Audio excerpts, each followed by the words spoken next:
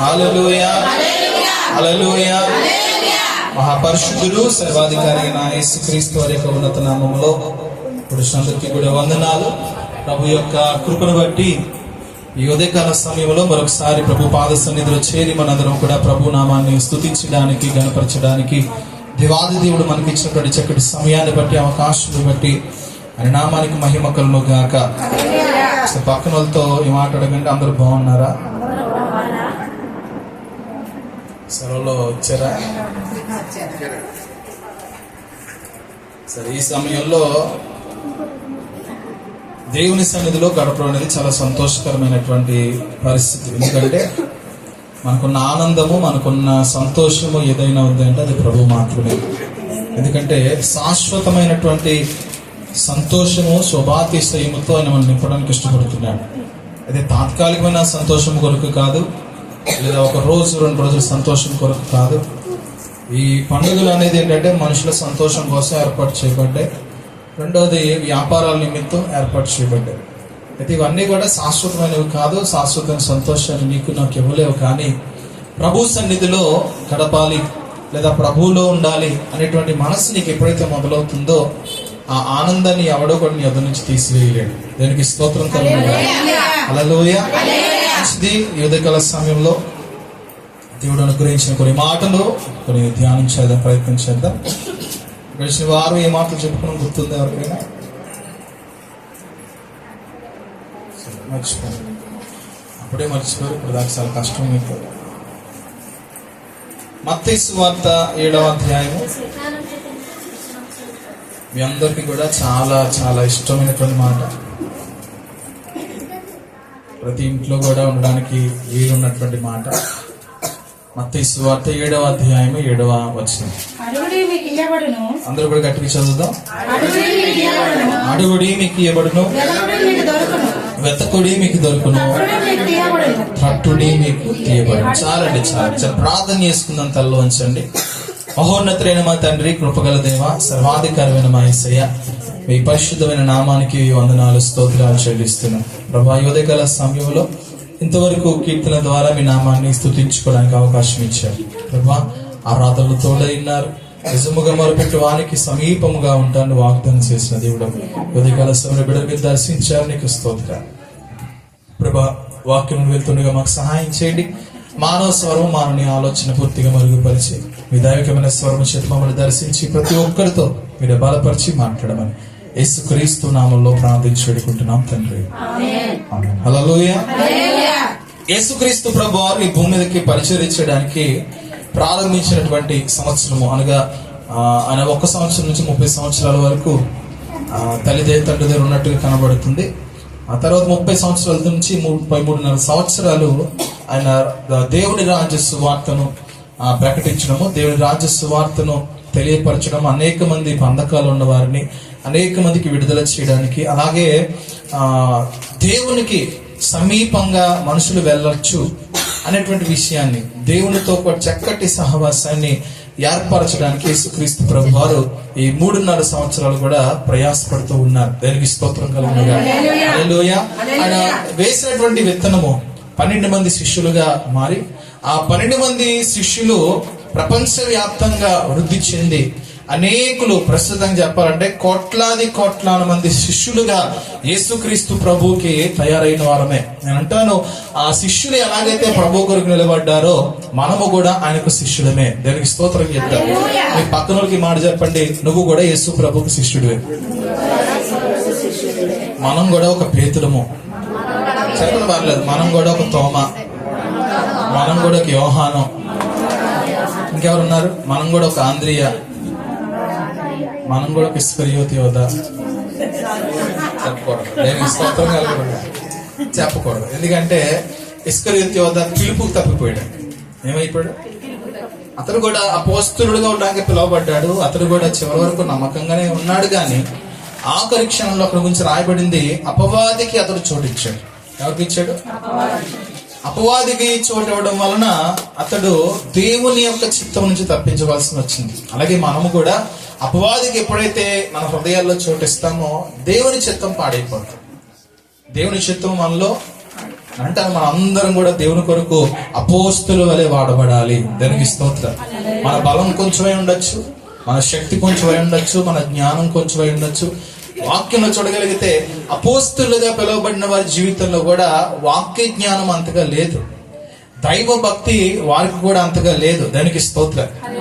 గడిచిన 4-5 రోజుల క్రితం సంఘం కోసం కొంచెం బాగా ప్రార్థన చేస్తున్నప్పుడు దేవుడు మన సంఘంలో పురుషుని చూపించాడు. బైబిల్ గ్రంథంలో అపోస్తుల కార్యంలో ఒక విషయాన్ని చూస్తా ఉంటే అందులో ఒక 7గురిని ప్రత్యేకపరిచాడు. అపోస్తులు పిలిచి ఒక 7గురిని ప్రత్యేకపరిచి ఆ 7గురిని కూడా సంఘ పరిచర్యల నిమిత్తం వారిని అభిషేకించడం జరిగింది. దానికి స్తోత్రం కలుగునుగా. హల్లెలూయా. దయచేసి అందరూ కూడా ప్రార్థన చేయండి. మనకున్నటువంటి పురుషుల్ని దేవుడు బలపరచబోతున్నాడు. చెప్పలు కూడా ఒకసారి. ఆసక్తి లేదా? ఇంకా మీ కుటుంబాల్లో భర్తలు రానివారంటే ఈ సంవత్సరం వాళ్ళు రాబోతున్నారు. గట్టిగా చెప్పాలి, విశ్వాసంతో చెప్పాలి. మీకంటే ముందు వచ్చి కూర్చోబోతున్నారు. మీరు అలాగే ఆలస్యమే. అందుకే వాక్యం చెప్తుంది, మొదటి వారు కడపటి వారు. ఆమె అన్న ఒకసారి అనండి, వాళ్ళు రాబోతున్నారు. దేవునికి స్తోత్రం కలుగునుగా. వాళ్ళ ద్వారా దేవుడు బలమైన కార్యాలు చేయడానికి ఇష్టపడుతున్నాడు. హల్లెలూయా. శక్తికి మించిన ప్రయాణం మనకు రాబోతుంది. దేవుని కొరకు బలమైన కార్యాలు మనం చేయబోతున్నాము. దేవుని కొరకు బలం తెచ్చుకోవడానికి మనం నిలబడాలి. దానికి స్తోత్రం కలుగునుగా. హల్లెలూయా. ఈ అపోస్తలులు కూడా బైబిల్ గ్రంథంలో చూస్తే బలహీనులు, వారికి వాక్యం తెలియదు, వారు సరిగ్గా వాక్యపు అనుభవాలు నడిచిన వారు కాదు. మరి ముఖ్యంగా చెప్తే వారు బాగా నలగొట్టబడిన వారు. చెప్పండి, కుటుంబ పరిస్థితుల్లో నలగొట్టబడ్డారు, ఆర్థికంగా నలగొట్టబడ్డారు, సమాజంలో నలగొట్టబడ్డారు. ఇలా చూస్తా ఉంటే ప్రతి ఒక్కరి జీవితంలో కూడా ఏదో ఒక లోటుతోనే వారు బాధించబడుతూ వారి జీవితం ముందుకు ఎప్పుడు వెళ్తుందా, అసలు వెళ్లే అవకాశం ఉందా లేదా అనేటువంటి భావనతోనే వారు బ్రతుకుతూ ఉన్నారు. అయితే ఎప్పుడైతే యేసుక్రీస్తు ప్రభు వారు పరిచర్యలో అడుగు పెట్టారో వీరి పరిస్థితి కూడా మారిపోయిందండి. దానికి స్తోత్రం చెప్తారు. వాళ్ళు ఊహించుంటారా, వారు ఆలోచించుంటారా? నేను అంటాను, రేపేం సంభవించబోతుందో నీకు తెలియదు. దేవుడు నిన్ను ఎప్పుడు బలపరచబోతున్నాడో నీకు తెలియదు. దేవుడు ఎప్పుడు నిన్ను పిలవబోతున్నాడో తెలియదు. దేవుడు పిలుపు యొక్క విధానాన్ని నువ్వు చూడగలిగితే చాలా అద్భుతంగా ఉంటుందండి. ఆయన స్వరము చాలా అమూల్యమైంది, ఆయన పిలుపు చాలా ఉన్నతమైంది. నేను అంటాను, గొప్ప గొప్ప వ్యక్తుల్ని ఆయన పిలుచుకోవడానికి ఇష్టపడట్లేదు, ఉన్నతమైన స్థానంలో ఉన్న వారిని పిలుచుకోవడానికి ఇష్టపడట్లేదు, వారు అనుభవాల్లో ఉన్న వారిని పిలవడానికి ఇష్టపడట్లా. అనుభవాలు ఉండాల్సిన అవసరం లేదు, జ్ఞానం ఉండాల్సిన అవసరం లేదు, తెలివి ఉండాల్సిన అవసరం లేదు, డబ్బు ఉండాల్సిన అవసరం లేదు, శక్తి ఉండాల్సిన అవసరం లేదు. దేవునికి అనుకూలంగా నువ్వు ఉంటే చాలు. దేవుడు పిలిచినప్పుడు ఆయన వైపు తిరిగేటువంటి స్వభావం నీకు ఉంటే చాలు. దేనికి స్తోత్రం కలుగునుగా. హల్లెలూయా. మన పిల్లలు ఉంటారండి, పిలిస్తే వెంటనే వస్తారా? ఎన్నిసార్లు పిలవాలి? మావుడి మధ్యన మొదలెట్టాడు, 10 సార్లు పిలిచినా తిరగట్లా. పిల్లలందరికీ ఉన్నదే ఉన్నది. దేవుడు పిలుస్తున్నాడు మనల్ని. ఈ మాట చెప్పండి, పక్కన ఉంది ఈ మాట చెప్పండి. మిమ్మల్ని కాదు, మనల్ని మనల్ని దేవుడు మనం పిలుస్తున్నాడు. తిరుగుదామా?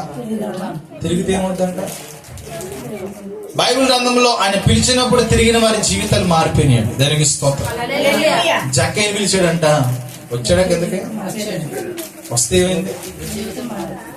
ఏమండి, చాలా మంది నేను పిలిచాడండి. నేను అంటాను, వారి జీవితాల్లో వారు కూడా మనలాంటి పరిస్థితులు అనుభవిస్తున్న వారే. వారేం పరిశుద్ధులు కాదు, వారేం నీతిమంతులు కాదు, వారేం అత్యధికమైన స్థానాలు కలిగిన వారు కాదు. వారు కూడా నీకులాగా నాకులాగా మనుషుల చేత ద్వేషించబడి కుటుంబాల్లో నుంచి బయటికి వెలివేయబడినటువంటి పరిస్థితులు కలిగిన వారే.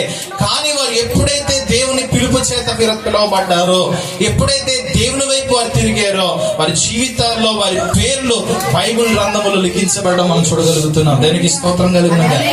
హల్లెలూయా. హల్లెలూయా.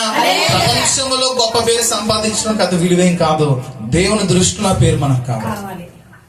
అబ్రహాము పేరు ఇప్పటికే దేవుడు జ్ఞాపకం చేసుకున్నాడు, ఇస్సాకు పేరుని ఇప్పటికే దేవుడు జ్ఞాపకం చేసుకున్నాడు, యాకోబు పేరుని ఇప్పటికే జ్ఞాపకం చేసుకున్నాడు. తన భక్తుల పేర్లను మర్చిపోడు. నేను అంటాను, నీ పేరు కూడా ప్రభు మర్చిపోడు. దేనికి స్తోత్రం. అయితే మన క్రియలు లేదా మన ఆలోచనలు ఏం చేస్తుంది సార్, నువ్వెవరో నాకు తెలీదు అన్నట్లుగా మార్చేస్తుంది.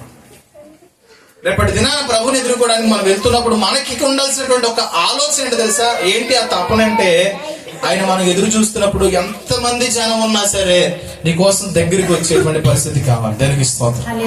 మనం ఎప్పుడైనా చూడండి, ఫంక్షన్స్ జరుగుతూ ఉంటాయి కదా, మాట్లాడుతూ ఉంటాం, చాలా మంది వస్తూ ఉంటారు, హాయ్ అని చెప్తాం. కానీ ప్రత్యేకమైన వ్యక్తి కోసం మాట్లాడే వాళ్ళు పక్కకి పెట్టి దగ్గరికి వెళ్తాం. హాయ్ చెప్పడం వేరు, లా అనడం వేరు. కానీ నువ్వు ఒక వ్యక్తితో మాట్లాడుతున్నప్పుడు ఆ వ్యక్తితో ఉన్న సంభాషణ ఆపేసి ఆ వ్యక్తిని దగ్గరికి వెళ్ళి తీసుకుని కౌగిలించి పలకరించేటువంటి పరిస్థితి అందరితో ఉండదు. దేవుడు నిన్ను నన్ను అలాంటి పరిస్థితుల్లో ఉండాలని ఆశపడుతున్నాడండి. దేనికి స్తోత్రం. అంటే నీకు దేవునికి, మనకి దేవునికి ఒక ప్రత్యేకమైన సహవాసం అనేది చాలా అవసరమైంది. ఆయన కౌగిలించుకునే దేవుడా, తీసివేసే దేవుడా? అంటే నువ్వు అంటే అంత ప్రేమ ఆయనకి. నీకు ఒక ఆశ ఉండాలి, నేను తర్వాత నా కుటుంబం కూడా దేవునికి సమీపంగా ఉండాలి. నువ్వు ఎంతగా సమీపంగా దేవునికి వెళ్ళడానికి ఇష్టపడతా ఉంటావో, సాతాను కూడా అంతగా నీ జీవితంలో ప్రయత్నం స్టార్ట్ చేస్తూ ఉంటాడు. నీకు విసుగు తెప్పిస్తూ ఉంటాడు, నీకు చిరాకు తెప్పిస్తూ ఉంటాడు, కోపం తెప్పిస్తూ ఉంటాడు. కానీ నీ గురి ఒకటే, ఏంటంటే నేను దేవుని యొద్దకు నడవాలి. ఎక్కడికి నడవాలి? దేవుని యొద్దకు నేను నడవాలి, దేవుని కొరకు నేను నడవాలి, ప్రభువుని సమీపంగా నేను చూడాలి. ఈ మనసు మనకి దృఢంగా కావాలి. ఒక సంకల్పం అనేది మనకు ఉండాలి, ఆత్మ సంబంధముగా. దేవునికి స్తోత్రం కలుగునుగా. హల్లెలూయా. శిష్యులు యేసుక్రీస్తు ప్రభుతో నడుస్తూ ఉన్నారు. నడుస్తున్నంతసేపు కూడా వారు కూడా మనకులాంటి స్వభావం కలిగిన వారు. వారికి కూడా అక్కర్లు ఉన్నాయి, వారికి కూడా అవసరాలు ఉన్నాయి, వారు కూడా కొంచెం లోక సంబంధంగానే ఆలోచిస్తూ ఉన్నారు. కానీ ఎప్పుడైతే దేవుని ఆత్మచేత వారు బలపరచబడ్డారో, ఎప్పుడైతే యేసుక్రీస్తు ప్రభు వారిని విడిచిపెట్టి పరలోకానికి వెళ్ళారో, వారు కూడా క్రీస్తులాగా మారిపోయారంట. దేనికి స్తోత్రం. ఒక క్రీస్తు ఎంతమంది క్రీస్తుగా మారాడండి? అర్థం అవ్వాలి మనకి మాట. ఒక క్రీస్తు 12 మంది శిష్యులుగా మార్చిన తర్వాత, ఆయన ఆరోహణమైన తర్వాత వారు ఎంతమంది క్రీస్తులు అయిపోయారు? అక్కడతో అయిపోయిందా? పౌలు అనే క్రీస్తు వచ్చాడు. దేనికి స్తోత్రం. తర్వాత తిమోతి అనే క్రీస్తు వచ్చాడు. తర్వాత తీతు అనే క్రీస్తు వచ్చాడు. అంటే వారు ఏమయ్యారంటే, వారి పేర్లు అవే, వారు యేసు క్రీస్తు ప్రభువులా మారిపోయారంట. దేనికి స్తోత్రం కలుగుతుంది. హల్లెలూయా. ఇప్పుడు మన అందరం కూడా మన పేర్లు మనకున్నాయి. అయితే వాక్యము ఆధారం చేసుకుని చూస్తే మనము క్రీస్తు స్వరూప్యంలోనికి మారాలి అని ప్రభు కోరుకుంటున్నాడు. దేనికి స్తోత్రం కలుగుతుంది. ఎలా మారాలంట చెప్పాలి. ఎలా మారాలి? దేవుని స్వరూప్యంలో నువ్వు నేను మారాలి. దేవుని స్వరూప్యము నీలో నాలో రావడానికే ఆయన కల్వరి శిలువ మీద బలియాగమైనటువంటి దేవుడు. దేనికి స్తోత్రం కలుగునుగా. హల్లెలూయా. క్రీస్తు మహిమలోనికి మనం మార్చబడాలి, క్రీస్తు స్వరూప్యంలోనికి మనం మార్చబడాలి, దేవుని యొక్క చిత్తములోనికి మనం నడిపించబడాలి. దేవుని ఉన్నతమైన ఆలోచన మనం అనుకుంటాం, ప్రభువా నా కుటుంబాన్ని ఇలా చెయ్యి, నా కుటుంబం అలా అయిపోలే, నా బిడ్డలు అలా ఉండాలి, నా పిల్లలు ఎలా ఉండాలి అనుకుంటాం. కానీ దేవుడు ఏమనుకుంటున్నాడు ఆలోచించి ఎప్పుడైనా? దేవుడిని ఎందుకు రక్షించుకున్నాడో ఆలోచించావా ఎప్పుడైనా? మన ప్రార్థన ఎప్పుడు చూసినా దీవించు దీవించు. తప్పుగా అనుకోకండి, ఈ మాట అడగాలి, తప్పులేదు. పైన కొంచెం అందుకే మీకు చదివించాను. ఒకసారి మాట చదవండి. ఏమంటున్నాడు? ఎవరు ఈ మాట చెప్తున్నారు? స్వయంగా యేసు ప్రభు వారి మాట అంటున్నారు. ఏంటంటే అడగండి మీకు ఇవ్వబడదు, తర్వాత వెతకండి మీకు దొరుకుద్ది, తట్టండి. ఈ మాట మనకి చాలా ఇష్టమైన చేతులు ఎత్తున్నారు సార్. అందరూ నాకు కూడా ఇష్టం ఈ మాట. దేనికి స్తోత్రం. ఎందుకంటే అడగకపోతే ఎలాగెత్తాడండి ఆయన? అవునా? మీ విశ్వాసం పరిపూర్ణమగునట్లు అడగండి అంటున్నాడు ఆయన. ఎలా అడగాలి? మన విశ్వాసం ఆయన మీద వృద్ధి చెందడానికి అడగాలి. నువ్వు అడుగుతూ ఉన్నప్పుడు దేవుడు ఎవడో నువ్వు కనబడుతుంది కాబట్టి నా దేవుడు మాట్లాడే దేవుడు, లేదా నా దేవుడు ప్రార్థన ఆలకించే దేవుడు, నా దేవుడు నా హృదయాలోచన ఎరిగిన దేవుడు, నా దేవుడు నేను ఏం అడుగుతున్నా అది ఇవ్వడానికి ఇష్టపడుతున్న దేవుడు అని చెప్పి నీకు ఆశ కలిగి ఖచ్చితంగా నువ్వు అడగడం ప్రారంభిస్తావు. అడగడం అంటే ఒక అర్థం ఏంటంటే మాట్లాడడం. చెప్పండి, ఎప్పుడైనా మీకు మీ భర్తకి గొడవ అయింది అనుకోండి, గొడవ ఏంటి ఎప్పుడు అవుతానే ఉంటుంది అనుకోండి, ఏమన్నా అడగాలనుకోండి, మీరు అడుగుతారా ఎవరితో అడిగిస్తారా? ఏమండి, పిల్లలతో మాట్లాడతారు, చీటీ వస్తాడు 100 రూపాయలు ఏమని చెప్పి నాన్న అడగలే ఏమంటారు? ఇందుకు ఎవరిని అడుగుతున్నారు? ఈ బొడ్డ తెచ్చెత్తదా, ఇది ఉద్యోగానికి వెళ్తుందా, ఎవరు ఇవ్వాలి ఇంతకీ? ఏమమ్మా చెప్పండి, అవునా? అప్పుడు అంటారు నువ్వు ఇచ్చేవే అంటాడు. ఎందుకంటే అక్కడ కాలిగాలు ఉంటది కదా, అక్కడ మీరే ఎంత కాలిపోయి అంటే అక్కడ ఇంకా కాలి ఉంటుంది. దానికి స్తోత్రం. వాళ్ళు ఏమంటారు, నువ్వే అడిగింది ఎవరిని? దేవుని ఎదుట మనం అడిగే విషయాలు తెలుసండి, మాట్లాడాలి. మాట్లాడడం అంటే అర్థం ఏంటంటే ప్రేమను కలిగి ఉండడం. ఏం కలిగి ఉండడం? రెండోది సమాధానం కలిగి ఉండడం. మూడోది సహవాసం కలిగి ఉండడం. దేనికి స్తోత్రం కలిగి ఉండడం. ఈ 3 లేకపోతే మాటలు కట్ అయిపోతాయి. చెప్పండి ఏమిటి? ప్రేమ కలిగి ఉండడం, సమాధానం కలిగి ఉండడం, సహవాసం కలిగి ఉండడం. ఇవి ఉంటేనే మాట్లాడతాం, లేకపోతే మాట పడతామా? మాట్లాడతామా? మాట్లాడమండి. దేవుడు ఎందుకు ఈ మాట అన్నాడంటే నువ్వు దేవునితో మాట్లాడడం అంటే ఆయనకి ఇష్టం. నువ్వు ఎలా మాట్లాడుతావు అంటే మొదటగా నీ అవసరత కోసం మాట్లాడతావు. దేనికి స్తోత్రం. ఏమడుగుతావు? ఆయన అడగద్దు అంటలేదండి, మీ అవసరతలు అడగద్దని అంటలా, అడగమంటున్నాడు. అయితే అడిగే విషయంలో నీ అవసరతలు అన్ని అడిగేసిన తర్వాత ఇంకొకటి, ప్రభువా నా కొరకు నీ ఆలోచన ఏంటి అనే పదం అడిగితే ఎంత బాగుంటుంది, అవునా? అర్థమైంది మాట? మీరు అడగండి, అన్ని అడిగండి. మీరు లిస్ట్ ఒక బుక్ పెట్టుకుని కండి, బుక్ లో ఉన్న లిస్ట్ అంతా అడగండి కావాలంటే. అడిగిన తర్వాత ఆఖరికి ఒక మాట అడగండి, ప్రభువా నా పైన నీ చిత్తం ఏంటి, నన్ను ఎందుకు రక్షించావు?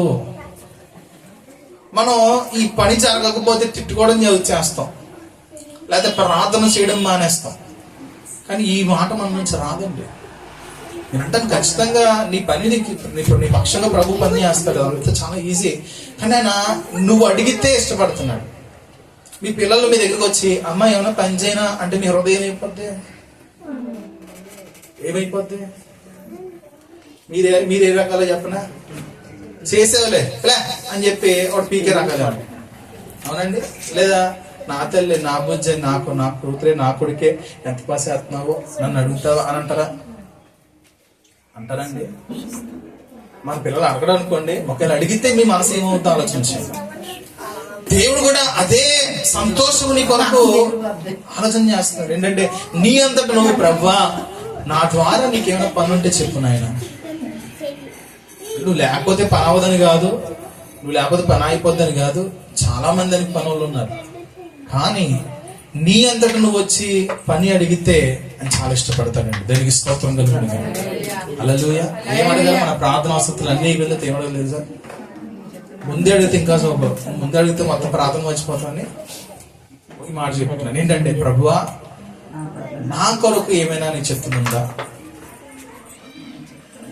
అది ఇష్టంతో చెప్పాలి. నేను చెప్పాను పాస్టర్ గారు అడగమన్నారు, అడిగాను, ఏం పని లేదా అమ్మయ్య అనుకోవడం కాదు.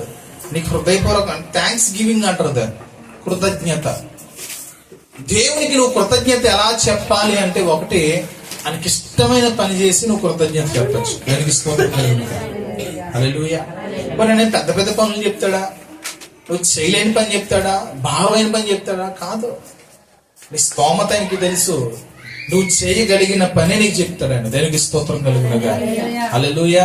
ఏమంటాడు? అడుగుడి ఇవ్వబడును, తట్టుడి మీకు తీయబడును, వెతకుడి మీకు దొరుకును. ఏంటి వెతకాలి?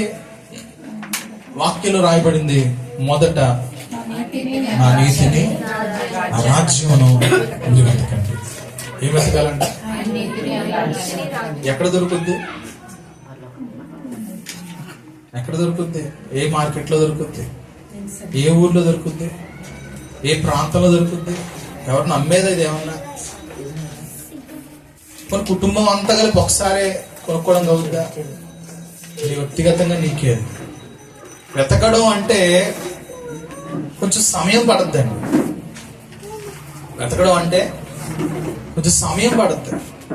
అంటే నువ్వు వెతికేయాలి అనే మనసు, ఓర్పు, సహనం ఉంటే నువ్వు వెతకగలుగుతావు. ఇప్పుడు సపోజ్ మనం దారిలో నడుచుకుంటూ లేదా ఎక్కడి నుంచి వస్తున్నాం, ఒక 10 రూపాయలు కాయిన్ పడిపోయింది అనుకోండి, ఫస్ట్ అలా ఆగిపోయి ఆలోచిస్తాం, అసలు నా జోబులో చెయ్యి ఎప్పుడు పెట్టాను, అసలు ఎక్కడ అర్థం కాదు మనకి, ఎక్కడ చేసాం ఏంటి ఎక్కడ అర్థం కాదు. అలా చాలా కంట్రోల్ అలా చేసుకుని ఒక్కోసారి ఆ 10 నువ్వు ఖర్చు పెట్టింది కూడా పోయింది అనుకుంటాం. అవునా కదండి?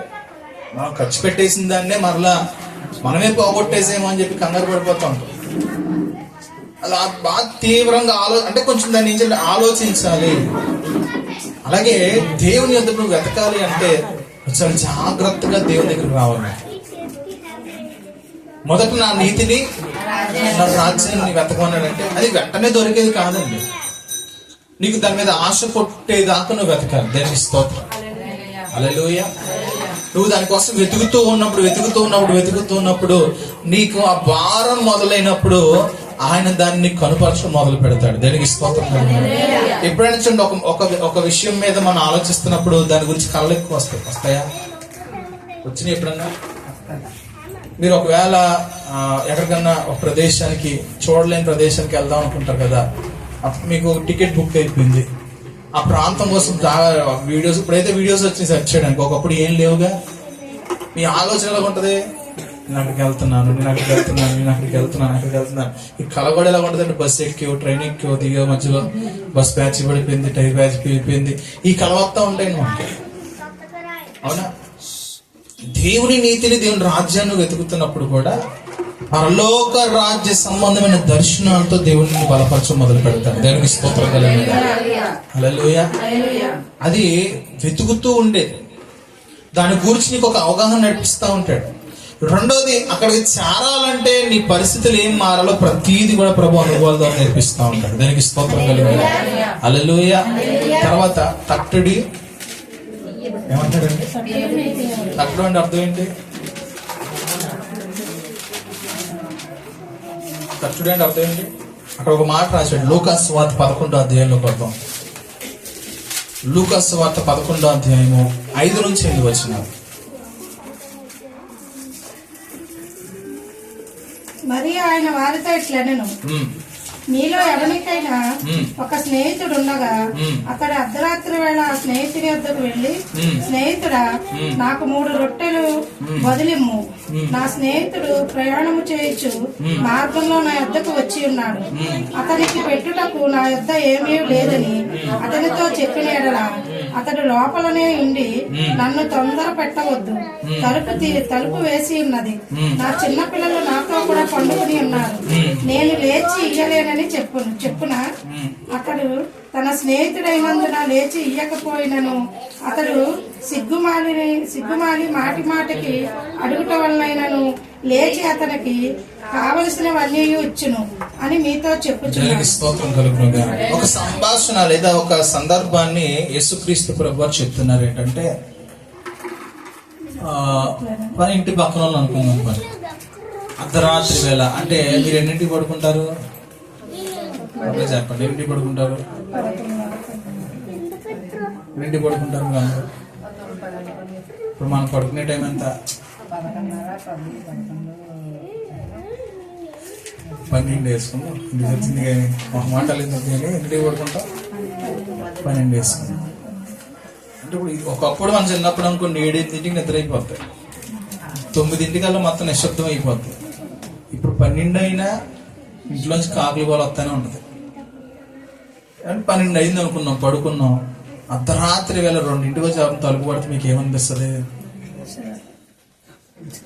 ఏమండి? అసలు కొట్టే వాళ్ళకి ఎంత అవసరమైతే కొడతారో ఆలోచన చేద్దాం.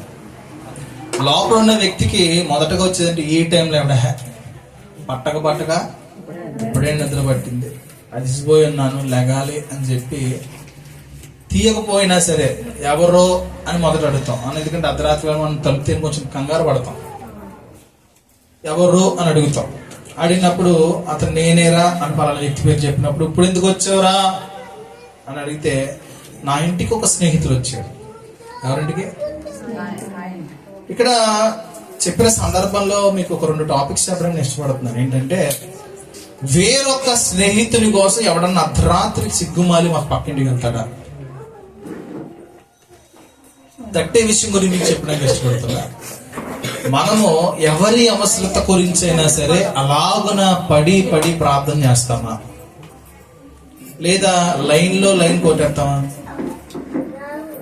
ఎవరి కోసమైనా ప్రార్థన చేయాలనుకుంటే వాళ్ళ చిన్న నెల కదా సమస్య ఉందంటే ప్రభు అయితే చిన్న ప్రభు అయిపోయింది అని చెప్తాం. అవునా కదండి? అదే మన కోసం అయితే దారులు కారిపోతాయి. ఏ దారులు? ఏమండి?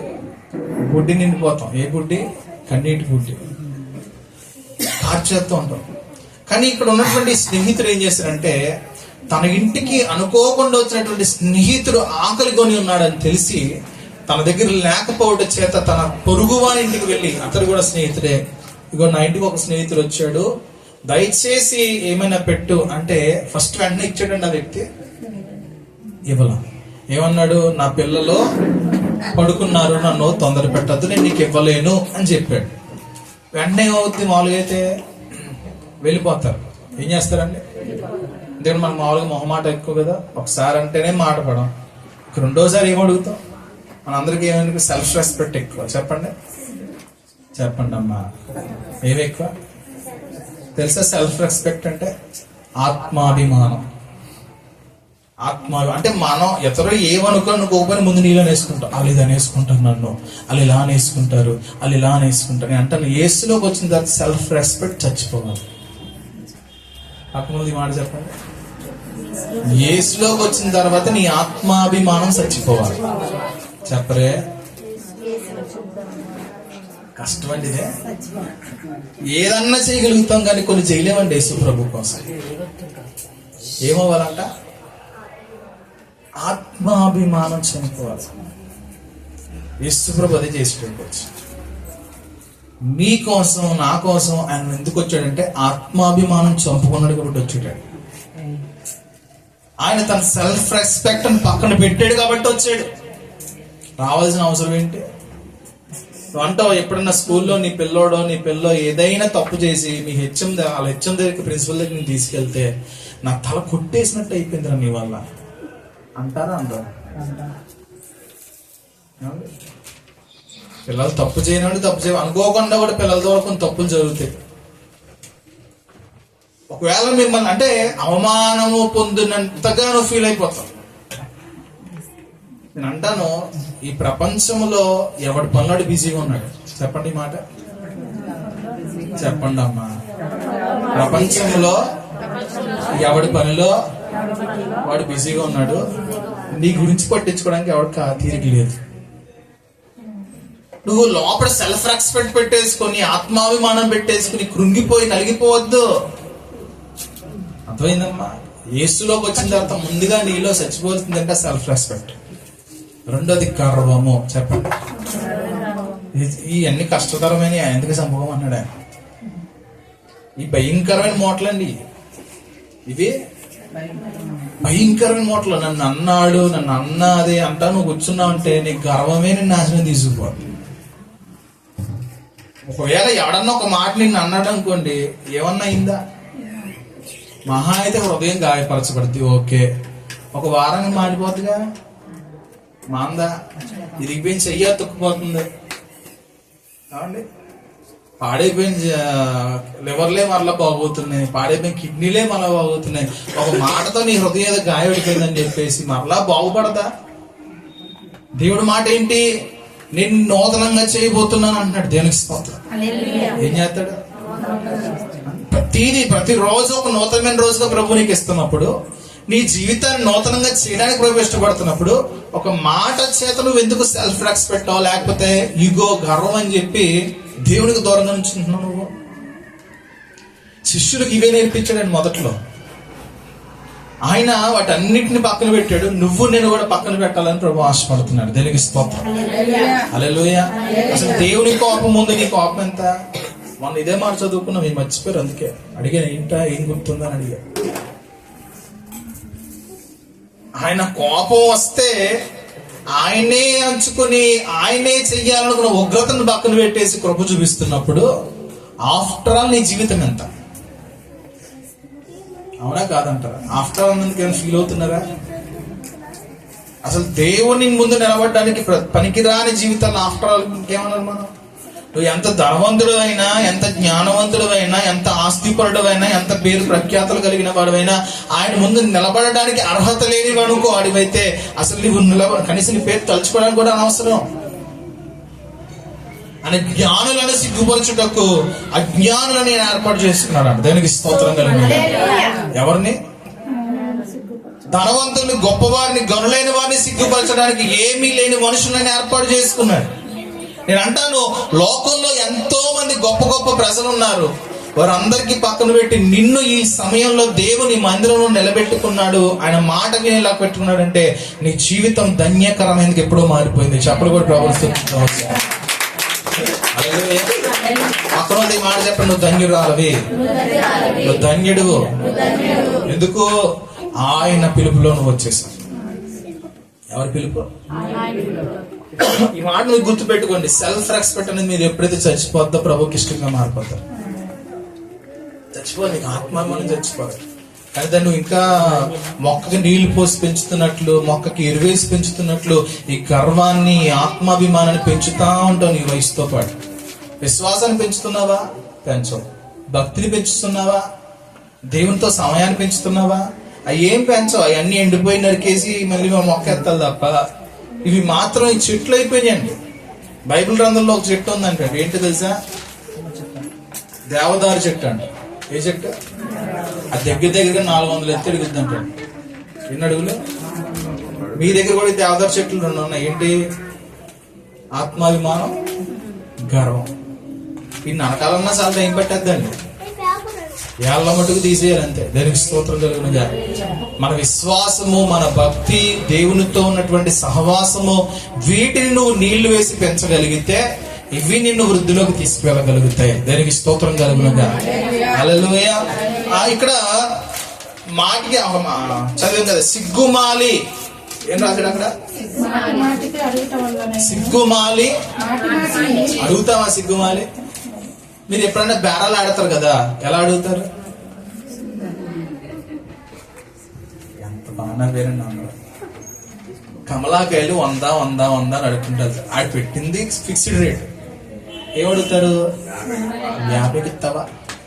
ఫోన్ అడిగా ఫస్ట్ టైం. రెండోసారి 60కి ఇస్తావా? మీరు ఎలా అడుగుతున్నారు? దీనికి ఏ పదం వాడచ్చు చెప్పండి. మాగా చెప్పండి, మీరు బాగా చెప్తారు. ఆత్మాభిమానం సంపుగా అడుగుతాం కొన్నిసార్లు. 5 రూపాయల కోసం అన్నా నువ్వు అడుగుతాడువా? అడుగుతాడుగా. సరే, పాత సామాన్లుడికి మీ ఇంట్లో పాత సామాన్లు ఇస్తారు, ఇచ్చేసారు. అవన్నీ వద్దనుకున్నాయా కాదా చెప్పండి ఒకసారి. ఒకవేళ ఒక 4 రోజులు రాకపోతే ఎక్కడ పడేస్తాను? తీసుకెళ్లి చెత్తలో పడేస్తా పడేవా?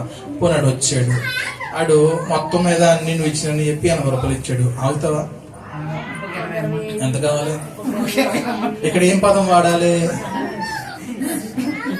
చెప్పండి. ఇక్కడ ఏం పదం వాడాలి? సిగ్గుమాలి.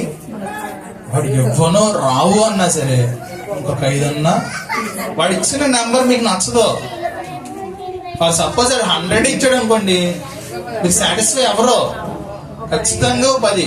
మీరు లోపల అనుకుంటారు దీనికి ఎంత 50 అనుకుంటారు. మీరు ఎంత ఎత్తారంటే మీరు ఎంత ఇమ్మంటారు? అమ్మగారు ఆడు తెలియనాడు, నువ్వు తెలియదు అంటే ఏమంటావు? నువ్వు చెప్పి ఎంత ఎత్తావు అంటారు. ఆడు తెలియనాడు కాబట్టి ఏం చేస్తాడు? మిడిల్ రేట్ చెప్తాడు.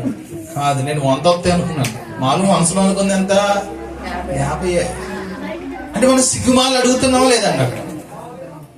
అంటే 100 మంది ఉంటారు. 100 చెప్తే 100, 200 చెప్తే 200, 500 చెప్తే 500. మళ్ళీ ఇంటికి వచ్చాక మన స్పీక్తో ఉంటది, పర్లేదంటావా? పోన్లే ఆడన్నా తినాలి. మళ్ళీ అందులో కవరింగ్ మళ్ళీ నాశనం. ఆడికి మనంతా ఇంకా అంటే ఆ నెలంతరికి నువ్వే ఆదాయం ఇచ్చావు. దానికి స్తోత్రం కలిగినగా. ఇక్కడ అన్నాడు, సిగ్గుమాలి మాటి మాటికి అడుగుతున్నాడంట. అడిగినప్పుడు అతడు లెగిసి అతడు అడిగింది ఇచ్చాడు. దేవునికి స్తోత్రం. అడిగే విషయంలో తట్టే విషయంలో అంటున్నాడు ఏంటంటే, నీ విషయంలో తట్టడం వేరు, ఇతరుల కొరకు కూడా నువ్వు సిగ్గుమాలి మాటి మాటికి తట్టడం వేరు. దానికి స్తోత్రం చెప్తాను. హల్లెలూయా.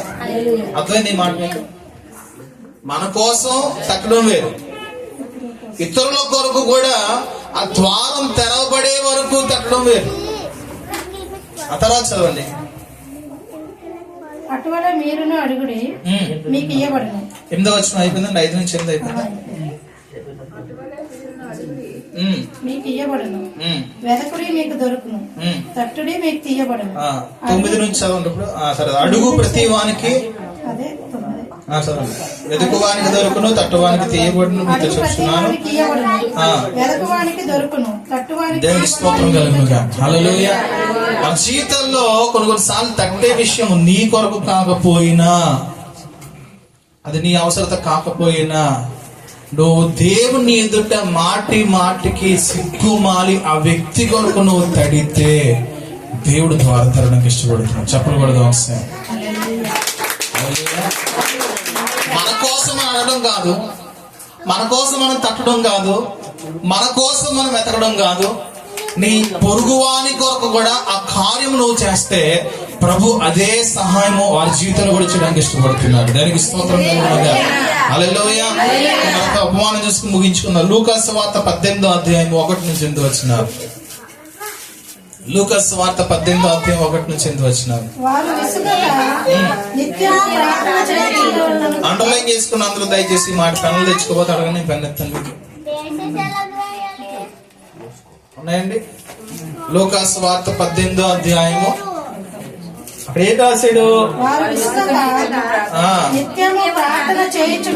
దేనికి విసుగు చెప్పాలి. దేనికి విసుగు? చేతులు ఎత్తండి. ప్రార్థన అంటే నాకు విసుగండి అన్న. చేతులు ఎత్తండి. ఉందా లేదా? ఉంటదండి. ఇంకొక గంట సేపు నేను నడిపితే మీకు ఏం మొదలవుద్ది? ఏమొస్తుంది? వదలట్లేదు ఏట్రా బాబు. చెప్పిందే చెప్తున్నాడు, సాగదీసిందే సాగదీస్తున్నాడు. ఎంత చెప్పినంత మాత్రం ఏం మారిపోతా చెప్పిన అని మీ లోపల అనిపించదు కదండి. మీ మొక్క కవలికలు చూసి ఇంకా లేదు అని చెప్పి నేను ముగించేస్తాను. కొంతమంది మీరు ఎన్నా వినకపోయినా నేను చెప్పే వెళ్తానంట. కొంతమంది ఏం చెప్తారు? మా టీంలో ఒక ఆయన ఉన్నాడండి, మీరు చెప్పేదాకా వదలను అంటాడు. నేను చెప్పే వెళ్తానంటాడు. అలాగా దేవుని ఎదుట మనం ఉన్నప్పుడు విసుగక్క ప్రార్థన చెయ్యాలి. ప్రార్థన ఎలా చేయాలి అంటే, ప్రార్థనకి ఏది ఆటంకము అంటే విసుగు. నీ జీవితంలో ప్రార్థన లేనికి ఏమైనా ఆటంకం ఉందంటే ఒకటే కారణం, విసుగు. నీ జీవితం విసుగు చెందినప్పుడు నువ్వు ప్రార్థన చేయలేవు. నీ బ్రతుకు విసుగు చెందినప్పుడు నువ్వు ప్రార్థన చేయలేవు. నీ మనసు విసుగు చెందినప్పుడు నాకు ఎందుకే ఈ బ్రతుకు అనిపించినప్పుడు ప్రార్థన చెయ్యవు. ఈ మాట కలిగించేది ఎవడో తెలుసా? గట్టిగా చెప్పాలి. నువ్వు చచ్చిపో అనే స్వరానికి కనబడితే ఎవరు మాట్లాడుతున్నట్టు? నా జీవితం నా కర్మ అంటే ఎవరు మాట్లాడుతున్నట్టు? తల కొట్టుకుంటే ఎవరు మాట్లాడినట్లు? నా బతికింతే నా తలరాత ఎంతే అన్నప్పుడు ఎవరు మాట్లాడుతున్నట్లు? అంటే మీరు ఎవరితో సహవాసం చేస్తున్నట్లు? అప్పుడు మీకు ఏమని వ్యక్తిస్తా? ప్రార్థన వద్దు. ప్రార్థన ఏదైనా చేయగలని వాక్యం చెప్తుంటే నువ్వు ప్రార్థనతో పని చేస్తావు. ప్రార్థన ఏదైనా చేయగలదా చేయలేదా? నువ్వు మోకరిస్తే ఆ సమయంలో నీ మీద ఏలుబాటు చేస్తున్నది ఏదైనా నేను వదిలేపోవాల్సిందే. నువ్వు యోగా నువ్వు ఎత్త ఈ మాట ఎందుకు నేను చెప్పాలి? దేవుని స్తోత్రం. నువ్వు ఎత్తే నా ద్వారా దేవుడు ఈ మాట చెప్పించాడు కదా. నువ్వు మోకాలు ఎత్తే ఒక ఆయన చెప్పాడు సాక్ష్యం, మోకరించిన తర్వాత పరిస్థితులు మారిపోయింది. ఏమైనా అంటే మోకరించాలి. మనం ఏం చేయాలి? పక్కన వాళ్ళది మాట చెప్పండి. అలవాటు ఉందా చెప్పండి. సరే మీకు మోకాలు వంగట్లేదు, ఏమన్నా వంగాలి, కనీసం లాగన్నా వంగాలి కదండి. ఆయన ముందు సాగిలి పడాలన్నా పడాలి కదండి. నువ్వు తగ్గించుకోవాలి కదండి, నువ్వు ఇదే చూపించాలి కదండి, నీ గర్వాన్ని పక్కన పెట్టాలి కదండి, నీలో అహంభావాన్ని తీసిపడేయాలి కదండి. నువ్వు దేవుని ఎదుట ఎప్పుడైతే తగ్గించుకుంటావో అప్పుడు నువ్వు ప్రార్థన చేయడం మొదలెడతావు. వెలిగిస్తావు. నేను అంటాను, నీ పరిస్థితులు మారనివి ఎంత గడ్డు పరిస్థితులైనా సరే, నువ్వు ఒక్కసారి నీతో బలముగా ఉన్నటువంటి సాతాను గారిని జయించి ఒక్కసారి మోకాలు వేసి చూడు, మరుక్షణం ఆ పరిస్థితిలో మార్పును చూడడం ప్రారంభిస్తావు. లేదండి అవలేదండి అని కుదరదా అనిస్తుంది. నాకు తెలిసిన విషయం, నువ్వు దేవుని కొరకు దేవుని ఎదుట నీ అవసరత కోసం మోకరించి ఎప్పుడైతే ప్రార్థన చేస్తావో మరుక్షణములో నీ అవసరతలో మార్పును చూడడం ప్రారంభిస్తావు. ఖచ్చితంగా స్టార్ట్ అవుతుంది. అది పని స్టార్ట్ అయిపోయింది. ఎందుకంటే నువ్వు మోకరించింది ఎవరి ఎదుట?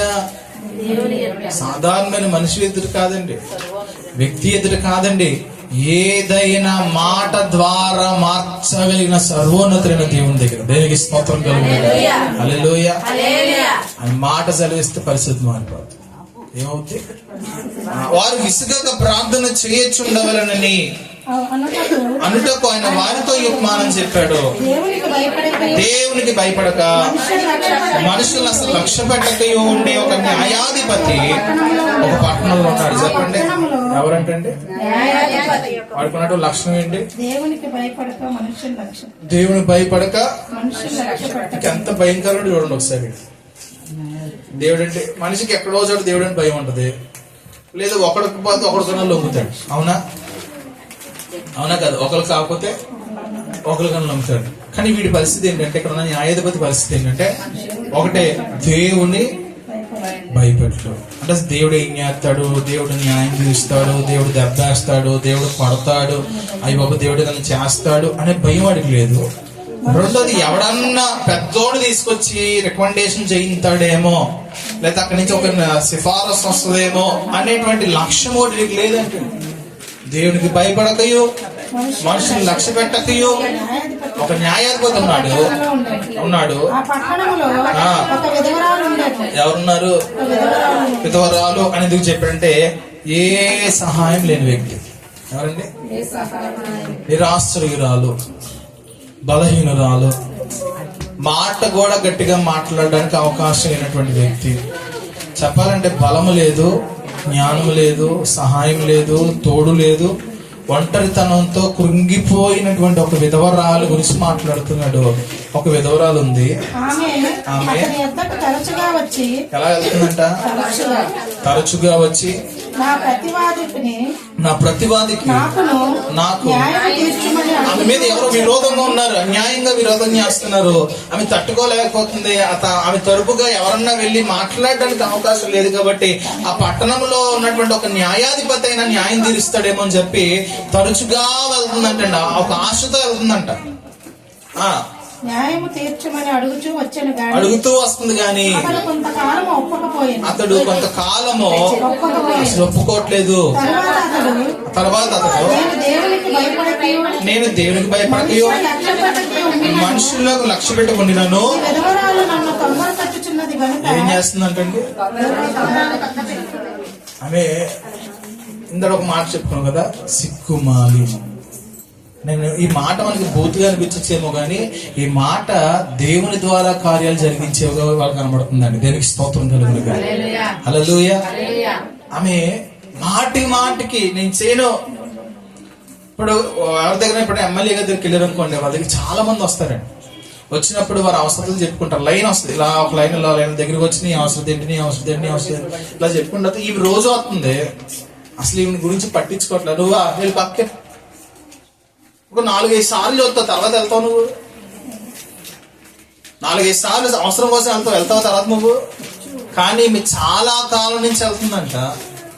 ఆయన అదే పని చెప్తున్నాడు, నేను మనుషులకు లక్ష్యం చేయను, దేవునికి భయపడను.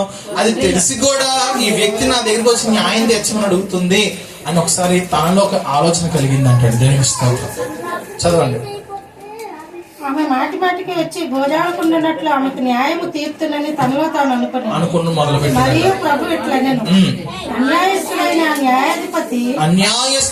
న్యాయాధిపతి చెప్పిన మాటనేనండి. దేవుడు తాను ఏర్పరచుకున్నవారు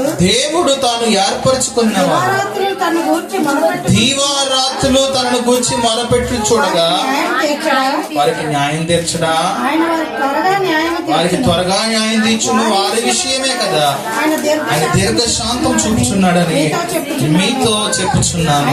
ఆయనను మనుష్యకుమారుడు వచ్చినప్పుడు ఆయన భూమి మీద విశ్వాసము కనుగొనునా. చాలండి, జరిగిస్తాం. లాస్ట్ లో ఒక ఇంటికి చేసాడు ఏంటంటే, మనుష్యకుమారుడు వచ్చినప్పుడు అంటే మనం అడగడం మానేస్తాం ఉంటుంది కొన్ని రోజులు. ఏం చేస్తాం?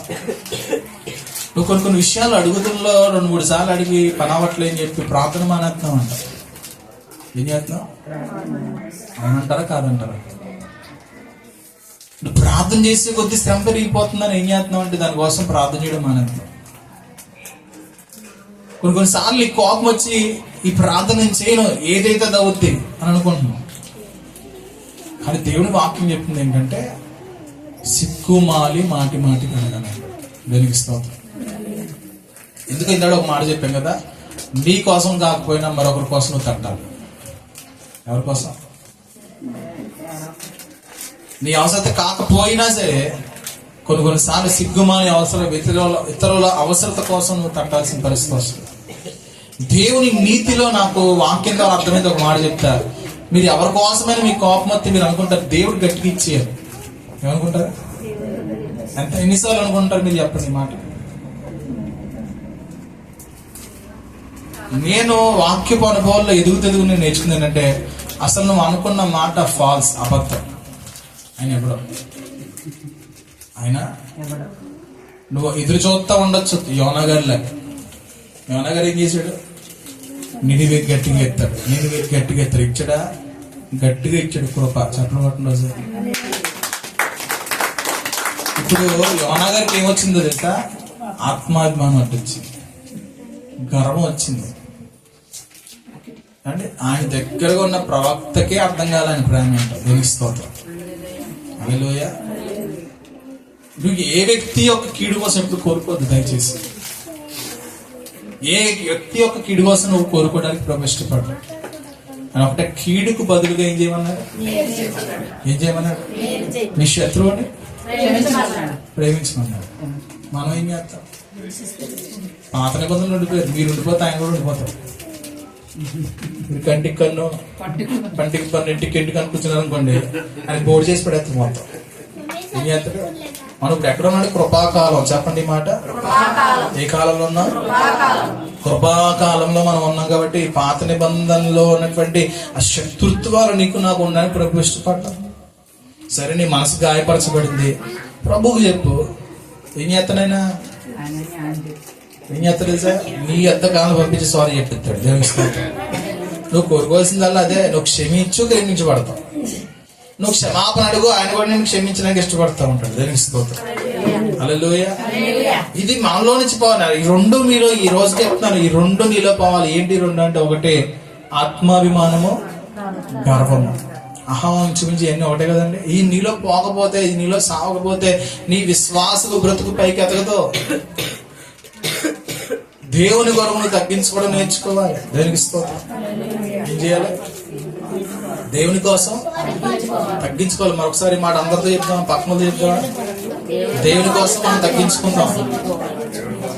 దేవుని కోసం మనం అవమానం పడడానికన్నా రెడీ. చెప్పండి, చెప్పరు. అవమానం పడడానికి దేవుని కోసం, మాట పడడానికి రెడీయా? కష్టమా?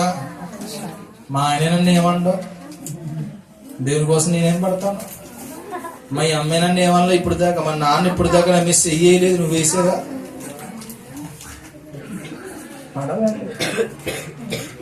తప్పదు. మరి యేసు ప్రభు పాటలో పేరుంది, సుకుమారుడా అని ఉందండి. సుకుమారుడు అంటే అర్థం ఏంటి? వీడు సుకుమారుడు అంటే నాన్న చెయ్యనోడా, అమ్మ చెయ్యితే చెయ్యరు పడేస్తాడు. అన్నా కదా? మరి యేసు ప్రభు వారు సుకుమారుడిగా పేరు పొందినటువంటి వ్యక్తి, ఆయన నీ కోసం నా కోసం ఎన్ని కొరడా దెబ్బలు తిన్నాడు? నీ కోసం నా కోసం ఉమ్మివేయబడ్డాడు. నీ కోసం నా కోసం సిలువ మోసుకుంటూ వెళ్ళి 150 కేజీల సిలువ మోసుకుంటూ వెళ్ళాడు. కొండకి మేకులు తెప్పించుకున్నాడు ఆయన. మరి ఆయన ఏమంటావు? నా నిమిత్తం జనులు మిమ్మల్ని నిందించి అపహసించి దూషించినప్పుడు మీరు సంతోషించండి, మీ ఫలము పరలోకములో అధికమవుతుంది అనే విషయం గుర్తుపెట్టుకోండి. దేనికి స్తోత్రం. హల్లెలూయా. నీ పరలోకపు బ్యాంకులో ఏమవుతుందో తెలుసా? ఫలాలు పడతాయి. ఇప్పుడు ఎవరన్నా యేసు నామము కొరకు నిన్ను దూషిస్తే, దేవుని పని కొరకు నేను ఎవరన్నా అవమానపరిస్తే, దేవుని పని కోసం ఎవరన్నా నేను తక్కువ చేసి చూస్తే, ఓరే నువ్వేంటి ఇందులో దిగా అన్నాడా, ఫలం నిలబడిపోయింది. దేనికి స్తోత్రం. ఇంకా ఇంకా ఇంకా పర్లో నిన్నంటావు అనుకో, నీ ఆశీర్వాదం పైన పెరగబోతుంది. దేనికి స్తోత్రం కలుగుతుంది. హల్లెలూయా. యేసు ప్రభువు వారు చెప్పిన విషయాల్లో మొదటిది ఏంటంటే, అడుగుడి మీకు ఇవ్వబడును, తట్టుడి. ఏం అడుగుతున్నావు ఇంతకు? నువ్వు నీ అవసరతలు అన్నీ అడుగుతున్నావు. మరొకటి అడగడానికి ప్రయత్నం చేయి.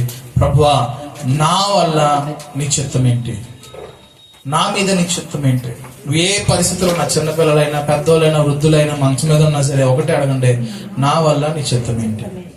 ఈ మాట నువ్వు అడిగినప్పుడు ప్రభు చాలా సంతోషపడి నీ ద్వారా దేవుని చిత్తం నెరవేర్చుకుంటాడు. దేనికి స్తోత్రం.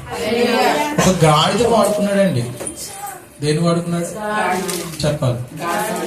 వాడుకున్నాడా? గాడిద గ్రేట్ ఎక్కువ, నీకు గ్రేట్ ఎక్కువ. గాడిదకి విలువ ఎక్కువ, నీకు విలువ ఎక్కువ.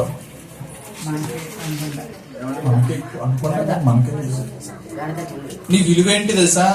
యేసు రక్తంతో నువ్వు కొనుక్కున్నాడు. దేనికి స్తోత్రం. అనుమానం వద్దండి. చిన్నప్పుడు మీ అమ్మ మీ నాన్న నెత్తి మీద రూపాయి బిల్లు అన్నా పెట్టినా ఏమంటా కదంటే, దమ్మిడి పెట్టినా పనికిరాడు. దమ్మిడి అంటే అర్థం ఏంటంటే మొత్తం అప్పట్లో పూర్వకాలంలో వాడిన కాయిన్స్ అన్నిట్లో చీపెస్ట్ కాయిన్ అంటాడు.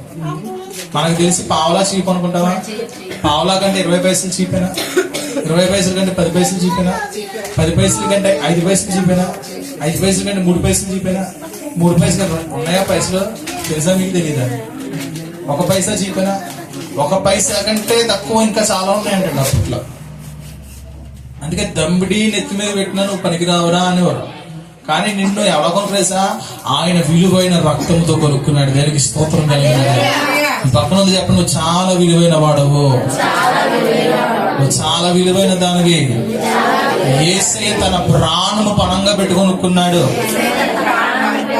దానికి స్తోత్రం కలిగినగా. ఎవరన్నా విలువ లేని దానికి విలువ పెట్టుకోవడం చూసారా? ఎవరన్నా అసలు విలువ లేని దానికి విలువ పెట్టుకోవడం చూసారా?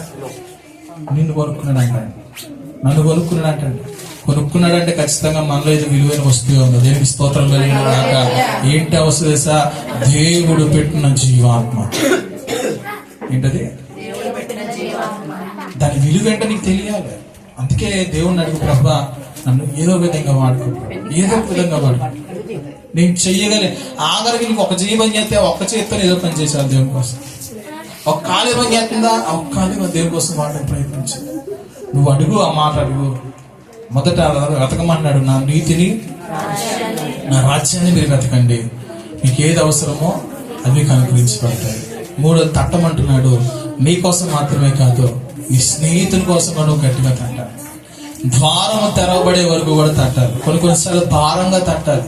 పక్కన ఉన్నటువంటి ఆ ఇంటివాడు అవి ఎవరో వచ్చినటువంటి స్నేహితుని కోసం ఖచ్చితంగా కావాలని చెప్పి ఎలాగైతే సిగ్గుమాలి మాటి మాటికి అడిగాడో, అలాగూ మనం కూడా దేవుని ఎదుట సిగ్గుమాలి అడిగేటువంటి పరిస్థితులకు మనం వెళ్ళగలగాలి. దేనికి స్తోత్రం కలుగునగా. హల్లెలూయా.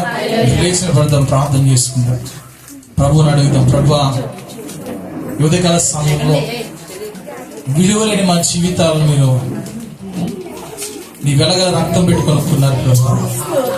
అయ్యా నీ సన్నిధిలో అయ్యా నీ కృప చేత మమ్మల్ని నేర్పుతున్నారు ప్రభా. ప్రార్థన చేద్దాం, కళ్ళు మూసుకుని అందరూ కూడా ప్రార్థన చేద్దాం. 10 నిమిషాలు ప్రభు ఇప్పుడు హృదయాన్ని ప్రభుతో మాట్లాడు. ఇదిగో నీలో ఉన్నటువంటి అహంభావాన్ని తీసివేసుకో, నీలో ఉన్నటువంటి గర్వాన్ని తీసివేసుకో, నీలో ఉన్నటువంటి ప్రభువుకి విరోధంగా నిలబడే ప్రతి పనిని కూడా తీసివేసుకుని ఇదిగో దేవుని కోసం ఇక్కడ నుంచి నిలబడదా. దేవుని కోసం నేను ఎలాగన్నా ఏదైనా పని చేయాలి, దేవుని ద్వారా నేను ఎన్నుకోబడినటువంటి ప్రజలు ఉన్నానని చెప్పి ప్రార్థన చేద్దాం. ప్రభు థాంక్యూ జీసస్.